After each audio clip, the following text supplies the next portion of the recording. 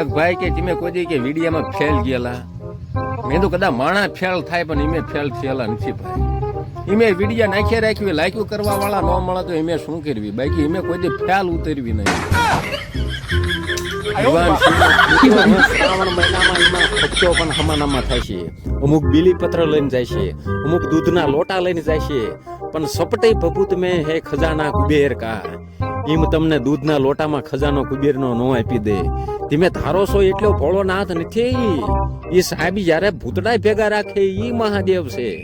શમશાનની જયારે ભભૂતિ અંગ ઉપર સોપડે ત્યારે ભૂતડા પણ વિચારમાં પડી જાય કે આ કયું પ્રાણી છે. સાહેબ દેવોનો દેવ મહાદેવ છે અને મહાદેવ સમજીને આપે છે.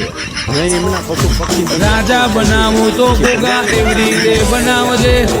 તો બોલો હર હર હર. એ જગત જોતી રહી જાય.